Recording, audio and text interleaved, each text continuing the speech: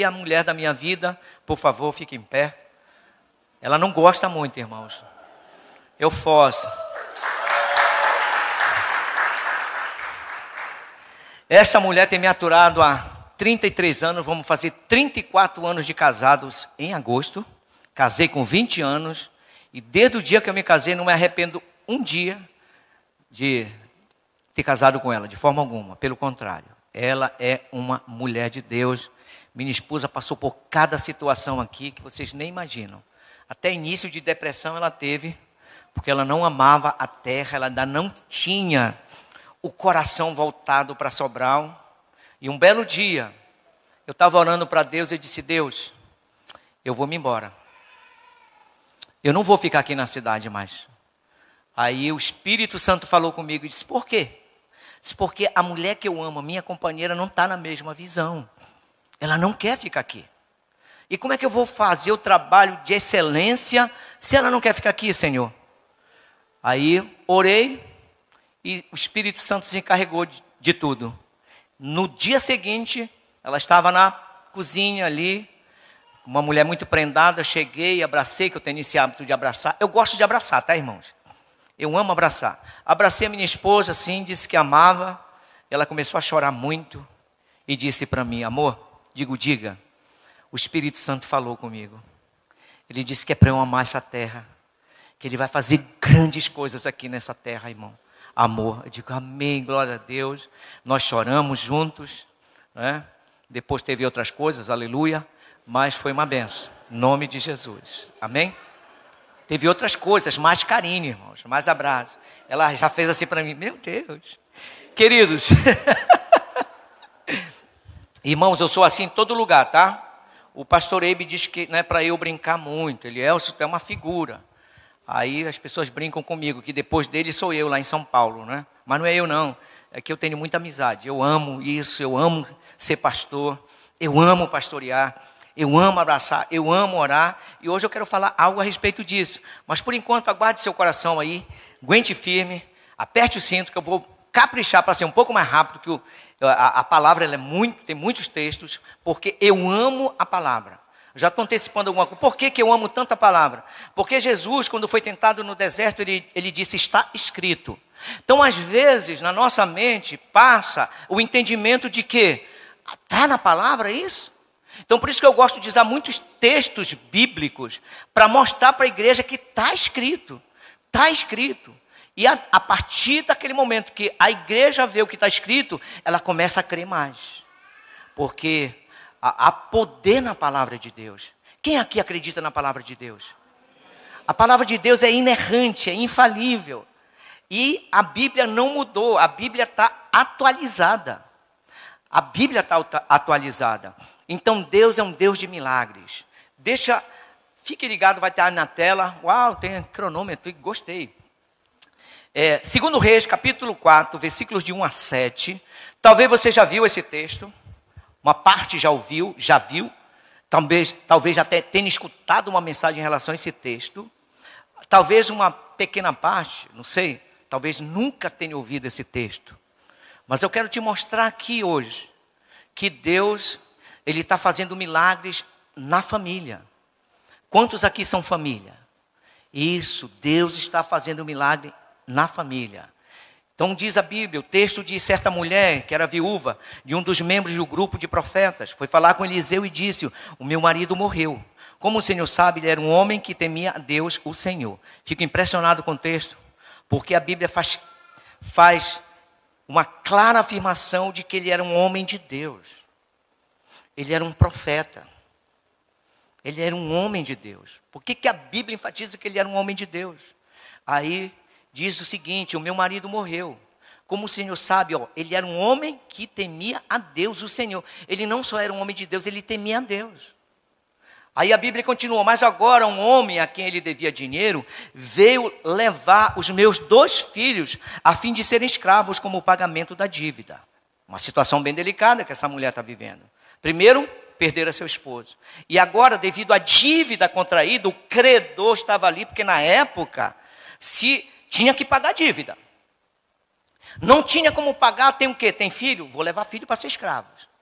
Então essa mulher estava vivendo um dilema, uma situação muito delicada na vida dela.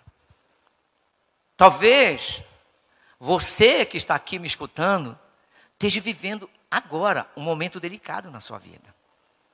Mas aguenta aí, que Deus quer fazer algo em nossas vidas. Porque eu digo em nossas vidas, porque eu também, Deus tem feito milagres na minha vida e Ele quer continuar fazendo milagres. Amém? Então, filhos de serem escravos como pagamento da dívida. Eliseu perguntou, o que posso fazer por você? Eu vou ler textos aqui que sempre vem com uma pergunta. Eu acho interessante a Bíblia quando ela faz perguntas. Porque o homem de Deus, o Eliseu, está no papel de Deus aqui. O que posso fazer por você? Diga. O que é que você tem em casa? Outra pergunta. Eu poderia lançar essa pergunta aqui para a igreja. O que é que Deus pode fazer por você? O que é que você tem em casa? Uau! Não tenho nada. Primeiro ela diz que não tem nada. Depois ela diz, não tenho nada, a não ser um jarro pequeno de azeite. Diga, a não ser. Eu achei que vocês têm muita fé que isso. Diga, a não ser. Ainda bem que tem esse, a não ser, um pequeno, um jarro pequeno de azeite. Respondeu a mulher. Eliseu disse, vá pedir os seus vizinhos, que lhe empreste muitas vasilhas vazias. Depois você e seus filhos entrem em casa, fechem a porta e comecem a derramar azeite nas vasilhas. E vão pondo de lado as que forem ficando cheias. Então a mulher foi para casa com os filhos, fechou a porta, pegou um pequeno jarro de azeite e começou a derramar o azeite nas vasilhas, conforme seus filhos iam trazendo. Versículo 6, quando todas as vasilhas estavam cheias, ele perguntou se havia mais alguma. Essa foi a última, respondeu um dos filhos. Então o azeite parou de correr. Ela foi e contou ao profeta Eliseu. Aí ele disse, venda o azeite e pague todas as suas dívidas. Ainda vai sobrar dinheiro para você e seus filhos irem vivendo. Deus é um Deus de milagres. Deus é um Deus abundante. Se nós não tivermos cuidado, nós podemos viver uma vida mendigando aquilo que já temos. Eu quero antecipar algo aqui. Eu não acredito que Deus, o Todo-Poderoso, nos criou para sermos derrotados. Eu não acredito, eu não estou aqui fazendo pregação a respeito da prosperidade. Prosperidade, não estou aqui nessa questão de teologia da prosperidade. Mas Deus não quer que nós vivamos uma vida mendigando. Deus quer, a Bíblia diz que Ele quer que nós sejamos cabeça e não cauda. Que estejamos em cima e não embaixo, que emprestemos e não tomemos emprestado. Esse é o nosso Deus. E Ele faz um milagre na casa dessa mulher. O milagre foi tão abundante que sobrou, a Bíblia diz, que com a sobra ela ia viver. Esse é o nosso Deus. De alguma maneira todos nós nos identificamos com a história dessa viúva. Fato.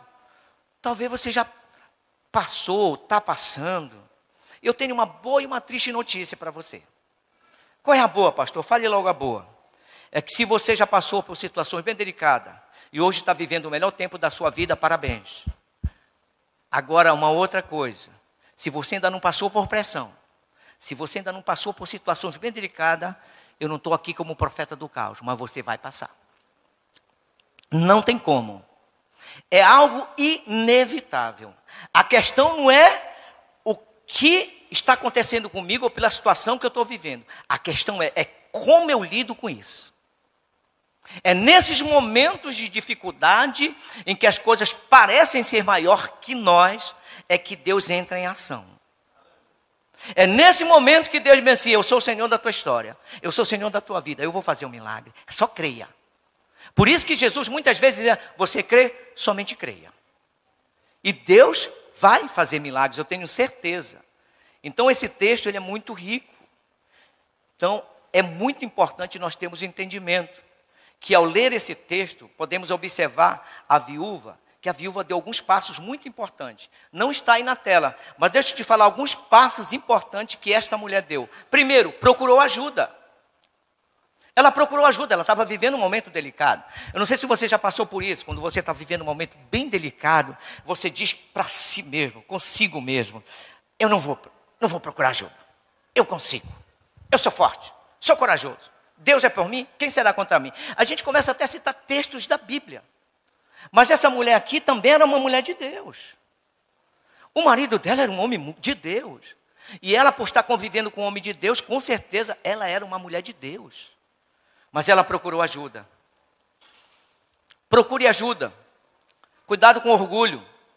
Uma outra coisa, falou da situação que estava vivendo e do medo de perder seus filhos. Ela foi muito transparente com o profeta. Ela estava com medo. Ela estava vivendo um momento muito delicado na vida dela, medo de perder seus filhos.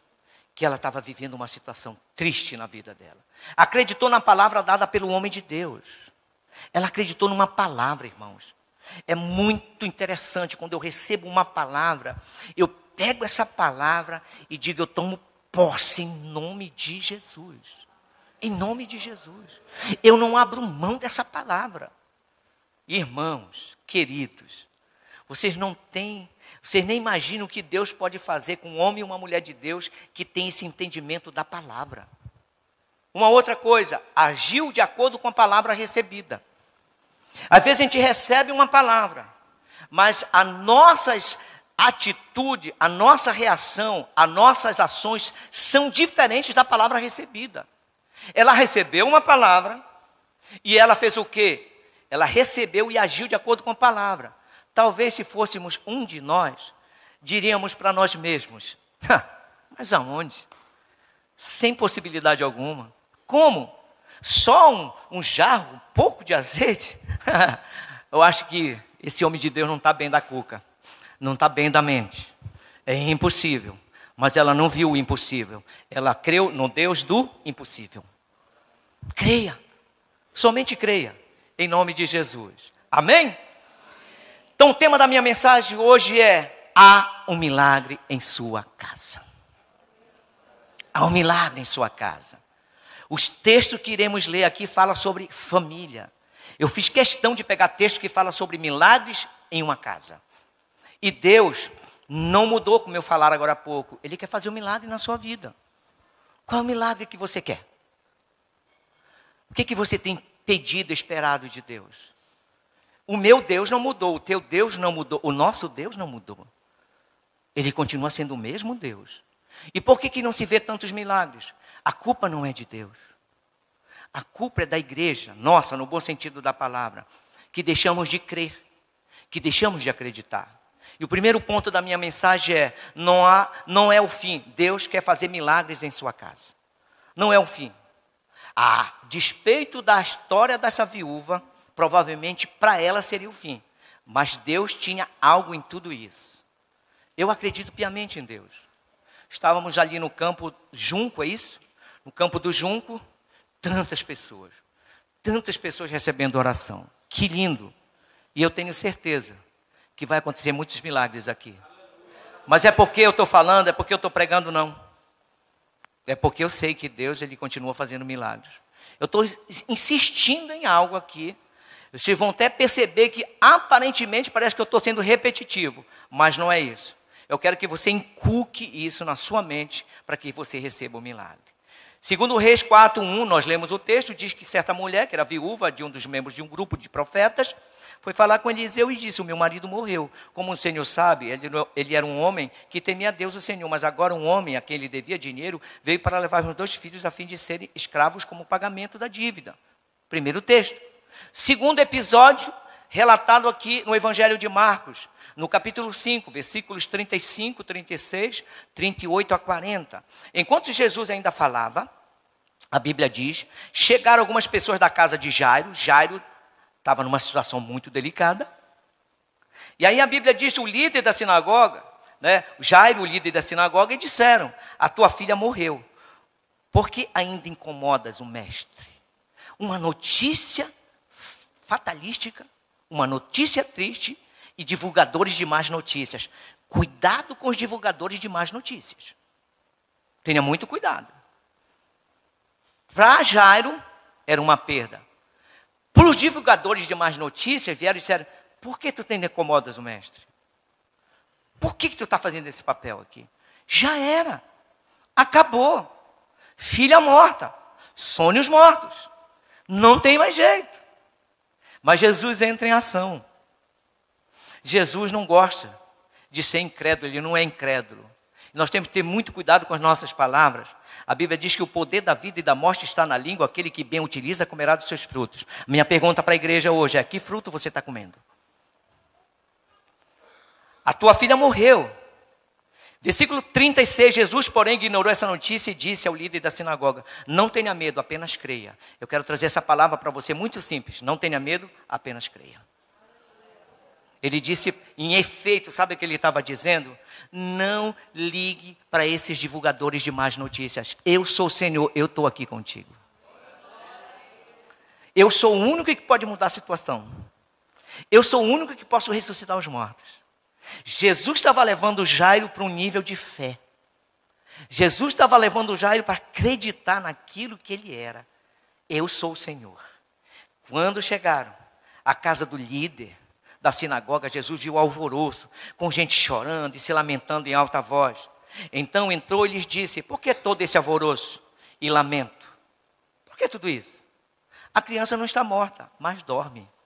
Todos começaram a rir dele. Rir de quem? De Jesus. Às vezes quando a gente vai divulgar alguma coisa, falar alguma coisa para pessoas que não estão aptas, preparadas para você contar um sonho seu, elas riem de você. Mas elas não riem para que você veja. Às vezes são pessoas que riem para dentro. Você vai com uma boa notícia lá, olha e tal, estou com um projeto de comprar minha casa própria. Aí a pessoa que ouve, que não entende que Deus é contigo, e às vezes até entende, mas não entende o princípio da fé, ela ri por dentro. Aí você fala alguma coisa, ela faz assim, ó. Mais um sonhador. Não vai dar certo.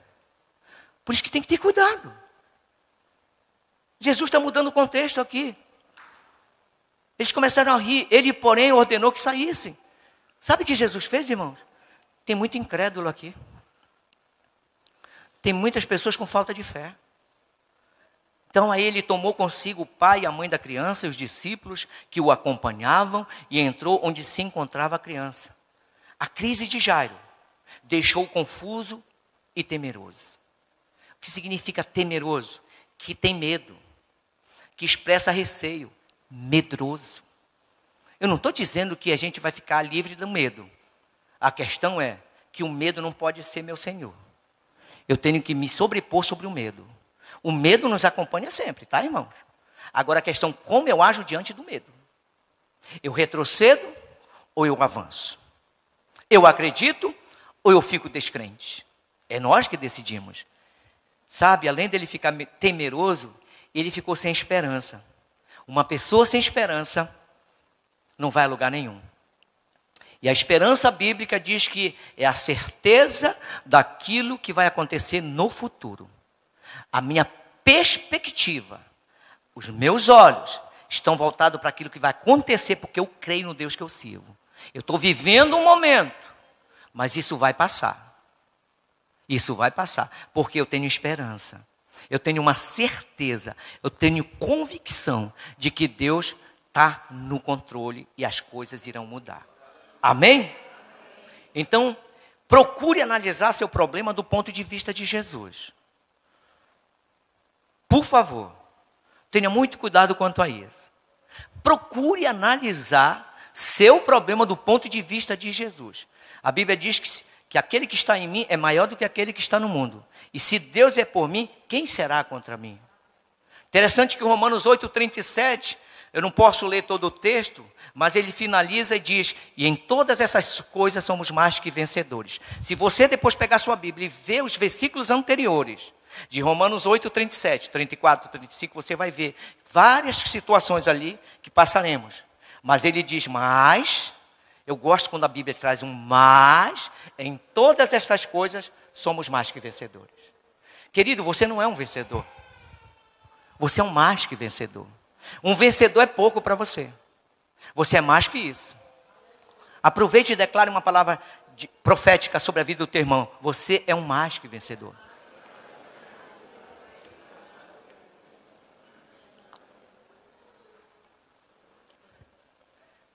Amém?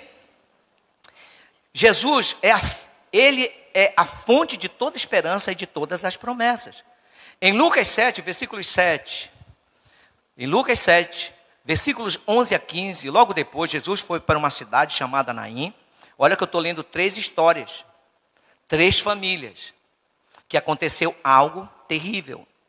Jesus foi para uma cidade chamada Naim. Os seus discípulos e uma grande multidão foram com ele.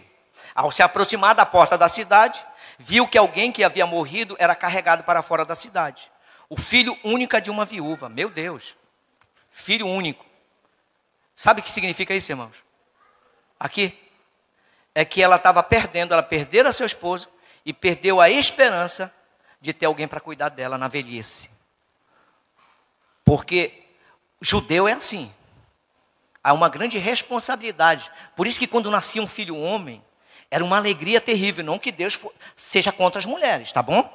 Mas o filho homem tinha tantas coisas que aconteceriam quando nascia um filho homem, porque via ali a certeza de que aquelas pessoas seriam cuidadas. Que a mãe seria cuidada. Seria um provedor. Tá bom? Então, queridos, os seus discípulos e uma grande multidão foram com ele. Ao se aproximar da porta da cidade, viu que alguém que havia morrido era carregado para fora da cidade. O filho único de uma viúva, uma considerável multidão estava com ela. Ao vê-la, o Senhor se compadeceu dela e disse: não chore. Não chore. 14. Então aproximou-se, tocou no caixão, e os que o carregavam pararam. Jesus disse: jovem, eu ordeno a você que se levante. O jovem sentou-se e começou a falar, e Jesus entregou a sua mãe. É isso que Deus faz. Ele está entregando para nós aquilo que tanto queremos. Ele disse: teus sonhos não serão frustrados, mulher. Eu não permitirei que o mal venha sobre a tua casa. Você já perdeu seu esposo. E o filho único que você perdeu, eu não vou permitir que você perca mais nada. Deus é um Deus de milagres. Então, o relato desses 3 episódios, dessas 3 famílias, diz o seguinte para mim: a viúva do profeta estava sob muita pressão. Talvez você esteja debaixo de muita pressão hoje. As crianças estão ali, brincando. Talvez você esteja debaixo de muita pressão. Segunda coisa, a filha de Jairo em risco iminente de morte. E terceiro, a viúva da cidade de Naim levando seu único filho para o cemitério, cortejo fúnebre. Em nome de Jesus. E a minha intenção aqui, de forma alguma, é ser um profeta do caos, tá? De constranger, de deixar você triste ou diminuir a sua fé. Pelo contrário, é nos levar ao entendimento de que Deus não mudou, Ele continua fazendo sinais e maravilhas em nome de Jesus. A Bíblia diz que em Hebreus, por que a gente não fita os nossos olhos em versículos iguais a este aqui, que nos traz o entendimento de que Deus não mudou? Em Hebreus 13:8, a Bíblia diz: Jesus Cristo é o mesmo ontem, hoje e para sempre. Então Ele não mudou, irmãos. Ele é o mesmo. Uma outra coisa importante, a Bíblia diz em Malaquias, no capítulo 3, versículo 6, de fato, eu, Senhor, não mudo. Deus não muda. O que tem roubado a sua fé? Pergunta que não quer calar. A perda de alguém? O sonho da gravidez? Situação financeira? Seu próprio negócio? Casamento que não vai bem? Uma promoção? Quebra de relacionamento? Separação? Uma causa na justiça? Uma palavra de destruição? Às vezes tem pessoas que são escravas de uma palavra de maldição sobre a vida dela.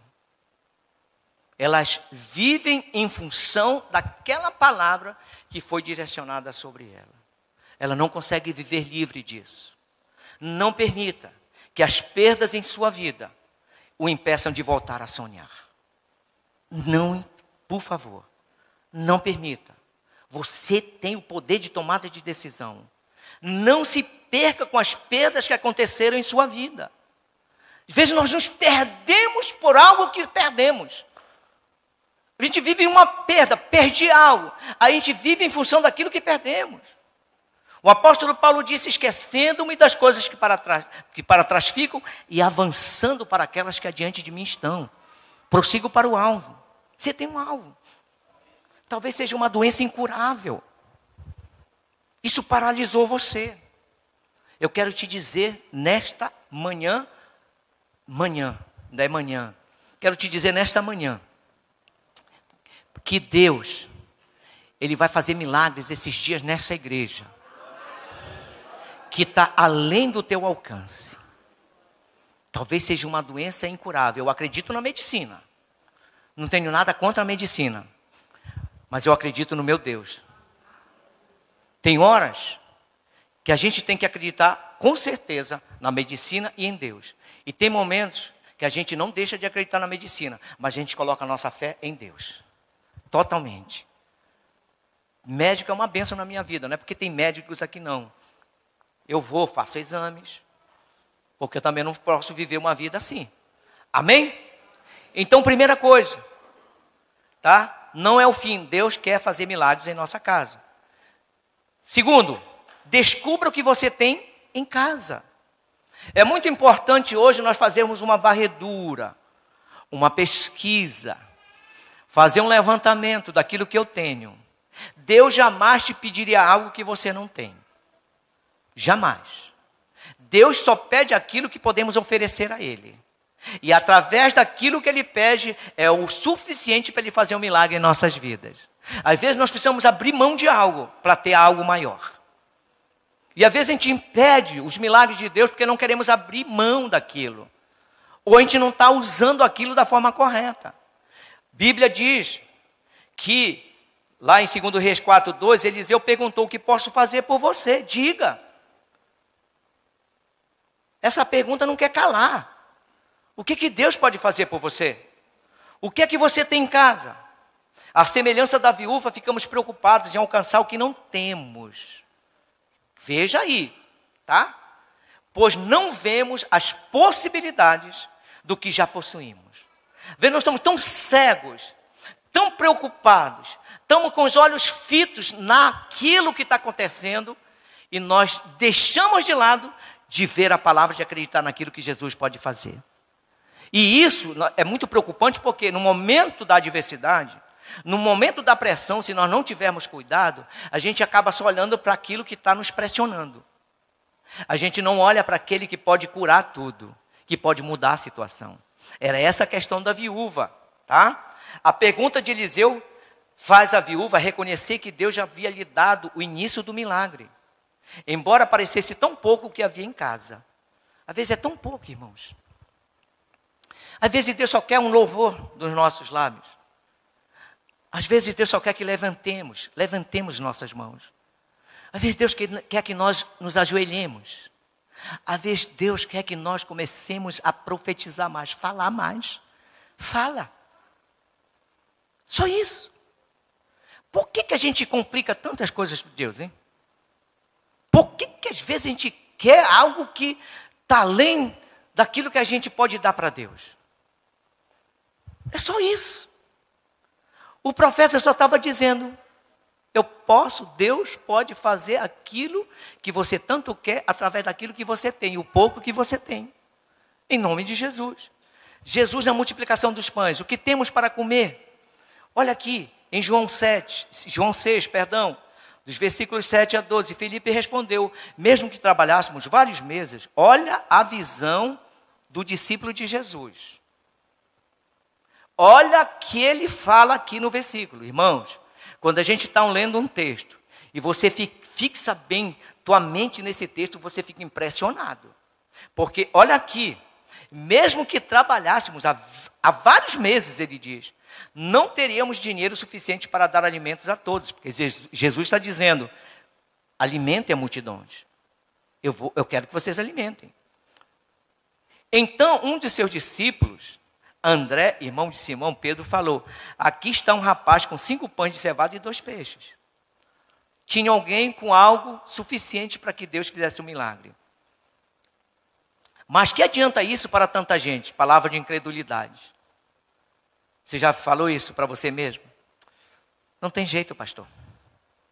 Meu marido não presta, não tem jeito. Pastor, minha esposa, misericórdia. É muita coisa, não vai mudar. o cenário que eu estou vivendo, a situação que eu estou vivendo, não tem como Deus fazer um milagre. E eu tenho uma palavra para você hoje.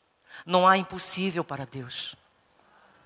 Não há impossível para Deus. Se Ele fez milagre nessas famílias, Ele quer fazer milagre em nossas famílias. Ele não quer que vivamos uma vida de sofrimento. Então Jesus tomou os pães. Todos se sentaram na grama, diz a Bíblia aqui. Jesus respondeu, diga ao povo que se sentem. Todos se sentaram na grama que cobriu o monte. Só os homens eram cerca de 5.000. Então Jesus tomou os pães, agradeceu a Deus e os repartiu entre o povo. Em seguida, fez o mesmo com os peixes. E todos comeram à vontade. Diga, todos comeram à vontade. Depois que todos estavam satisfeitos, Jesus disse a seus discípulos, agora juntem os pedaços que sobraram para que nada se desperdice. Veja essas frases aqui muito importantes. Se você quiser bater foto, fique à vontade. Há um contraste entre os discípulos e o menino que deu Jesus o que tinha. Há uma grande diferença aqui. O que é? Certamente, tinham mais recursos do que o garoto. Mas sabiam que não tinham o suficiente para esta razão. Por esta razão, não deram. Não deram. Mas tinha alguém que disse, o que eu tenho eu dou. O que eu tenho eu ofereço. É o suficiente para que haja um milagre. Eu sei que todos vocês têm algo aqui. Eu não estou pedindo dinheiro, irmãos. O que eu estou falando aqui é de algo que você tem e você mesmo tem impedido o milagre de acontecer na tua vida. Experimente, por favor, durante uma semana, acordar e só declarar a palavra de bênção sobre a tua vida, sobre a tua casa. Experimente, só uma semana eu te peço, só 7 dias. De você abrir seus lábios todos os dias e declarar. Deus é bom e algo de bom vai acontecer em minha vida hoje. Deus me ama e Ele está no controle da minha vida. Deus me ama e tudo vai dar certo. Experimente. Coloque seu pé ou direito ou esquerdo, não precisa ser direito nem esquerdo, coloque qualquer um dos pés e diga, hoje o dia vai ser diferente. Hoje Deus vai fazer um milagre na minha vida. Deus me ama. Deus é soberano. Então fale só isso. E você vai ver o que vai acontecer. Amém? O menino deu pouco que tinha e fez toda a diferença. O pouco que tinha e fez a diferença. Se nada oferecermos a Deus, Ele nada terá para usar. Meu Deus. Meu Jesus. Eu sinto cheiro de milagre aqui hoje. Pastor, e milagre tem cheiro? Tem, porque eu estou sentindo. Eu sou farejador de milagres. Você vai ver o que eu estou falando. Depois, o pastor Fabiano e a pastora Tágila vão me falar de tantos milagres. Se nada oferecermos a Deus, Ele nada terá para usar. Aprendam isso, por favor, queridos. Se não der de memorizar tudo o que eu estou falando, memorize parte do que eu estou falando. Ou pelo menos só uma palavra, só uma frase dessa. Mas Ele pode usar o pouco que temos e transformá-lo em muito. Há alguma tarefa impossível que você crê que Deus deseja que você faça? Há alguma tarefa impossível que você deseja que Ele faça, que Deus faça? Não deixe a sua estimativa do que não pode ser feito mantê-lo distante de realizar a tarefa. Cuidado. Muito cuidado em relação a isso. Eu vim hoje aqui, esses dias eu estou aqui para te trazer uma dose de ânimo. Dose de ânimo. Quem acredita em milagres? Amém? Deus pode e quer fazer milagres. Confie que Ele providenciará os recursos. Ele vai providenciar, irmãos. Eu sou um milagre, irmãos. Eu sou um milagre. Eu não valia nada, irmãos. Ontem, quando nós estávamos passando num bairro ali, à tarde, ela falou, dizendo assim, olha, um cachorro num buraco. Eu era pior que um cachorro que vive num buraco. Irmãos, eu não valia nada, irmãos. Eu bebia, eu fumava, eu prostituía. Misericórdia da minha vida. De 10 palavras que eu proferia, 9, de 8 a 9 eram palavras obscenas. Irmãos, Irmãos, olha aqui para mim, por favor. Eu assistia filme pornográfico, filme pornô, com a minha mãe na sala. Eu não valia nada, irmãos. Dá vontade de chorar, porque eu sei de onde eu vir. E eu sei onde Deus está me posicionando, me colocando.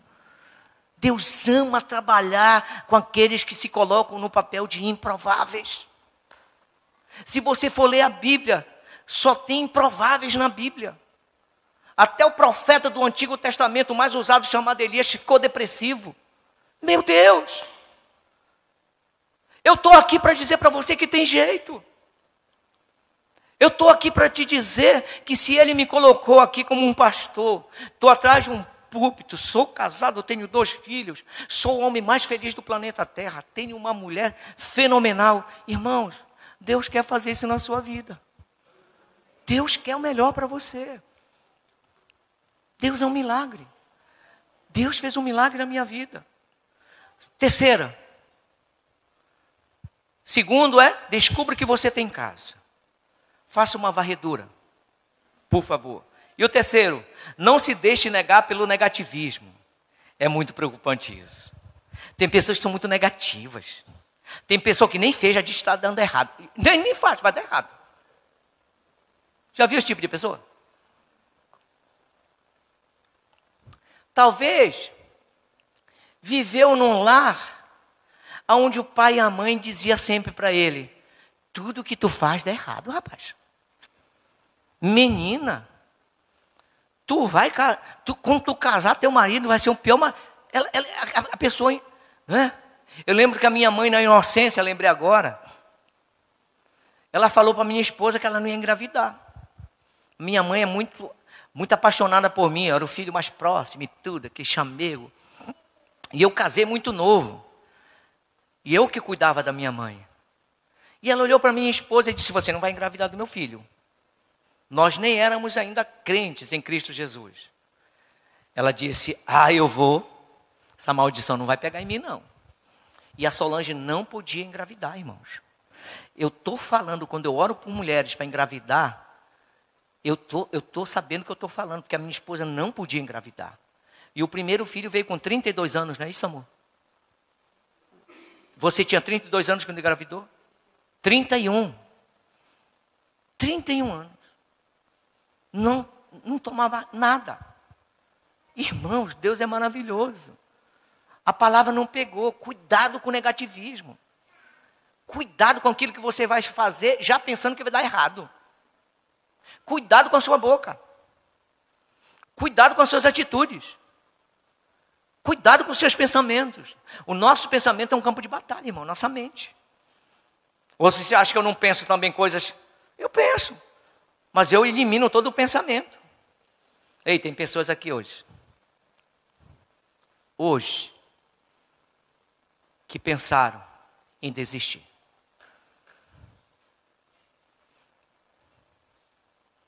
Tem pessoas que são cercadas por pensamento suicida.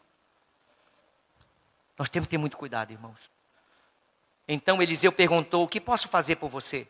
Segundo Reis 4:2. Não se deixe cegar pelo negativismo. O que você tem em casa? Não tenho nada, a não ser um jarro pequeno de azeite, respondeu a mulher. Normalmente, a nossa primeira reação às crises é negativa. Se você for ver, depois não está aqui, em Romanos 12:12, a Bíblia diz: alegrem-se na esperança. Sejam pacientes na tribulação e perseverem em oração. É interessante, alegrem-se na esperança, sejam pacientes na tribulação. Irmão, ser paciente quando tudo dá certo, qualquer um é. Quem não é paciente? Quem não acredita em Deus quando vai no banco, quando vê lá no seu aplicativo, uau, azul. Gravidez, estou grávida. Qualquer um, irmãos. Qualquer um. Agora, ser paciente na tribulação, que é um negócio, é diferente. É no momento mais acirrado, no momento mais delicado, no momento da escuridão, no momento da adversidade, é que eu vou ver se eu sou paciente. É no momento da tribulação. Tua serva não tem nada em casa, ela disse. ela começou de forma negativa, mas rapidamente passa a positiva. Nada poderia ser mais animador. Quando você olha para o Deus das possibilidades, passa rapidamente do natural ao sobrenatural. É fácil dizer não tenho nada. É necessário, porém, ter fé para acrescentar. Nada senão uma botija de azeite. Rápido ela muda a conversa aqui.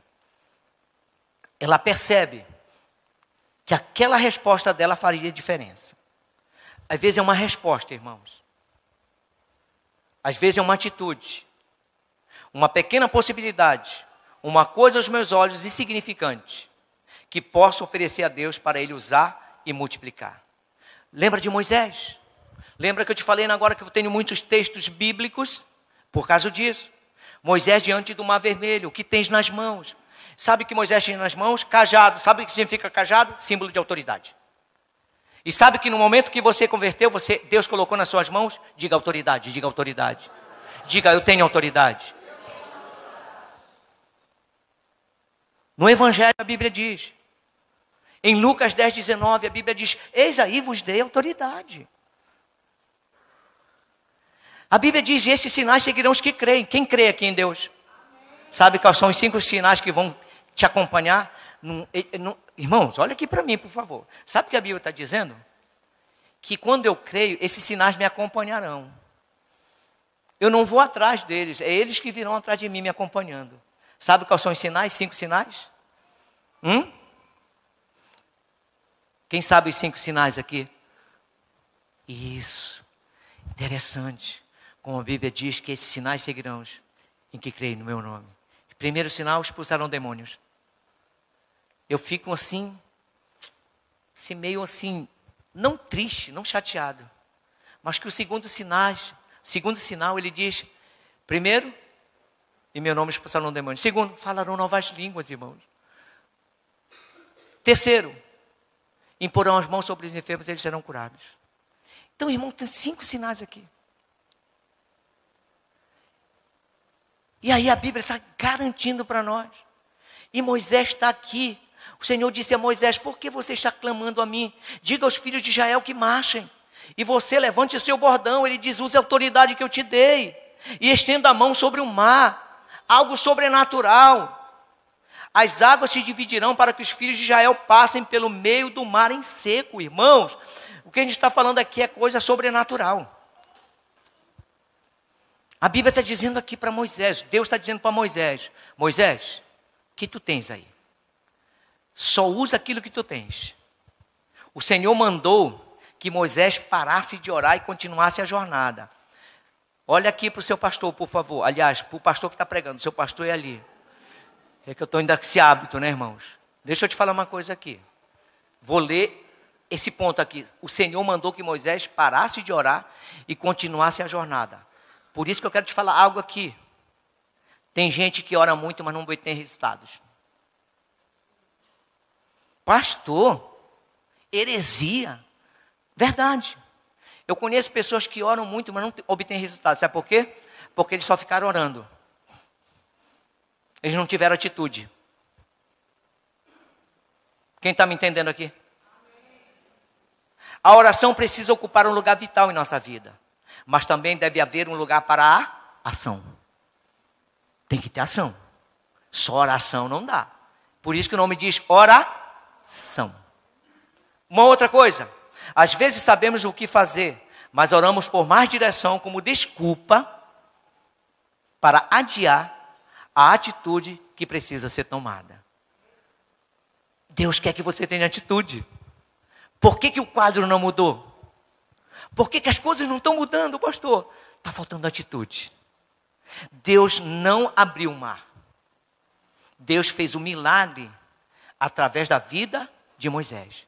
Deus disse, eu posso abrir o mar, mas aquilo que você pode fazer, eu não posso fazer por você.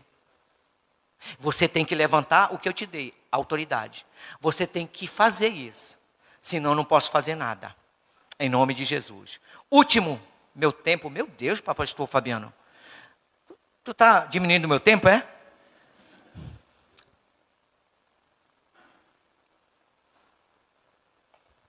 Terceiro e último. Quarto e último, perdão. Diga ação. Repitam após mim: a fé só é fé quando tem ação. Meus irmãos, vocês vão ver a diferença do crente que ora e do crente que pratica as ações. Não é só orar. E aí o nosso texto, segundo Reis 4, 3, 5, Eliseu disse: vá pedir que os seus vizinhos lhe emprestem muitas vasilhas vazias. Diga vasilhas. Vazias. Eliseu, homem de Deus, já estava dizendo para ela: não quero que você pegue só uma vasilha. Eu quero que você pegue vasilhas. Em efeito, Deus estava dizendo: o milagre vai ser tanto que você precisa de muitas vasilhas. Interessante que as vasilhas acabaram, mas o azeite não. Depois, você e seus filhos entram em casa. Tem que ter muito cuidado. Eu quero até abrir um parêntese aqui. Tem coisas que você não fala para ninguém. Você fecha a porta do seu quarto, chama a esposa, chama os filhos e orem. Muito cuidado. Aí a Bíblia diz aqui: feche a porta e comecem a derramar azeite nas vasilhas. E vão pondo de lado as que forem ficando cheias. Então a mulher foi para casa com os filhos, fechou a porta. Diga: fechou a porta. Isso, pegou o pequeno jarro de azeite e começou a derramar o azeite nas vasilhas, conforme seus filhos iam trazendo. Ela foi pedir as vasilhas sem se importar com o que as pessoas pensariam. Se a Bíblia está dizendo que ela não se importou, significa que tinha um agravante aqui, irmãos. Olha aqui para mim. Às vezes a gente está tão focado no que pensa a nosso respeito, que a gente deixa de fazer as coisas. Ah, mas o fulano. Ah, mas se eu me ajoelhar ali. Se eu estiver chorando. Ah, que vão pensar de mim? Ah, eu não tenho tantos relacionamentos. Como é que eu vou bater nas casas dessas pessoas e pedir vasilhas? Meu irmão, se eu aprendi uma coisa na área de venda, que eu já fui vendedor. O não eu já tenho. E eu sei que meu Deus não vai me dar não. Ele pode até fazer com que eu espere um pouco mais, mas não, ele nunca me dá. Ele espera com que eu amadureça para ele colocar algo em minhas mãos. Às vezes nós estamos tão preocupados sobre o que vamos pensar, sobre o que vão pensar de nós, e somos impedidos de prosseguir e receber um milagre. Meu irmão, não estou nem aí. Eu não estou bem. Eu não quero perder meus filhos. Essa mulher estava vivendo esse dilema. Eu tenho que ter cuidado. Pare de viver em função daquilo que pensam de você. Ah, mas se me verem num carro desse. Ah, mas se me verem na minha casa nova. Ah, não sei mais o quê. Meu irmão, não estou nem aí. Se você parar de se preocupar tanto com o que as pessoas pensam a seu respeito e viver a sua vida, as pessoas que queriam ser igual a você vão perceber: rapaz, eu quero ser igual àquela pessoa. Geralmente, alguém que critica, que fala, que não entende a respeito de sonho, ela quer viver aquilo que você está vivendo na sua vida. Elas querem copiar você. Ela fechou as portas para o espírito da dúvida. Cuidado com palavras tipo: se não der certo, não vou nem tentar. Isso não é para mim. Eu não consigo. Já ouviu alguém falando isso? Pode deixar o instrumento tocando. Eu amo quando eu toco instrumento. Teclado. Eu já tentei várias vezes e sempre dá errado. Eu decido desistir de tudo. Não permita que a dúvida assuma o controle da sua vida. Ela começou a encher as vasilhas apesar do pouco que tinha. Outra coisa, o óleo só parou de fluir quando não havia mais vasilha. O número de jarras que juntaram foi a indicação de sua fé. Onde é que está o nível da tua fé? A Jeane, que estava ministrando, uma poderosa líder de louvor, veio na minha mente aqui. Ela já tinha uma idade que não estava difícil de casar. Mas ela acreditou tanto, irmãos. Eu via o quanto a Jeane orava. E um belo dia Deus me usou como profeta na vida dela. E eu abracei e disse: está chegando o tempo de se cumprir a palavra. Está chegando o tempo de viver um novo na sua vida. Deus está provendo. Depois veio o resultado. O Rafael, marido da Jeane. Pensa num cara legal. Ei, deixa eu te falar uma coisa. Deus não quer te dar algo para você ser infeliz. Deus quer te dar algo para fazer você muito mais feliz. Esse é o meu Deus. Esse é o teu Deus. Esse é o nosso Deus. Pastor, mas eu não estou vivendo o melhor da minha vida. Creia que se você não está vivendo o melhor da sua vida, é porque falta você entender o que Deus quer para você. Em nome de Jesus. A provisão de Deus foi tão grande quanto a sua fé e disposição para obedecer. Cuidemo-nos para que não venhamos a limitar as bênçãos de Deus por falta de fé e obediência. Efésios 3:20. Aquele que é capaz de fazer infinitamente mais do que tudo que pedimos ou pensamos, segundo o seu poder que atua em nós. Filipenses 4:19. E o meu Deus, segundo a sua riqueza em glória, há de suprir em Cristo Jesus tudo aquilo que vocês precisam. Tudo. Segundo as Coríntios 2:14. Graças, porém, a Deus que em Cristo sempre nos conduz em triunfo. Diga sempre. Ei, deixa eu te falar, queridos. Não é de vez em quando. A Bíblia faz questão de dizer sempre. Diga sempre. Diga: Deus em Cristo Jesus sempre vai me conduzir em triunfo, em nome de Jesus, amém? E por meio de nós manifesta a fragrância do seu conhecimento em todos os lugares. Eu amo isso. Você já parou para pensar que quando é só uma fragrância de perfume? Quem trabalha com perfume aqui sabe o que eu estou dizendo. Quando você se perfuma, você entra num ambiente e as pessoas, que pessoa cheirosa. Você exalou uma fragrância. O que a Bíblia está dizendo aqui é que eu estou tão cheio de Deus que aonde eu vou, eu estou exalando o perfume de Cristo. As pessoas olham para mim e dizem: meu Deus, que mulher diferente, que homem diferente, que unção, que graça. Irmãos, é muito maravilhoso quando eu tenho esse entendimento. Aleluia. Final da história da viúva do profeta. Eu falei do início, eu quero falar do final dela e finalizar. Olha o final da história. Olha o final da história que Deus quer para você. Segundo Reis 4, 6 e 7. Quando todas as vasilhas estavam cheias, ela perguntou se havia mais alguma. Essa foi a última, respondeu um dos filhos. Então o azeite parou de correr. Ela foi e contou ao profeta Eliseu. Aí ele disse: venda o azeite e pague todas as suas dívidas. Ainda vai sobrar dinheiro para você e seus filhos irem vivendo. Diga: vai sobrar. A fé tem esse, não tem essa frase, né? Deixa eu ler aqui a frase. A fé obedece incondicionalmente. Em nome de Jesus. Fique em pé, por favor. Fique em pé.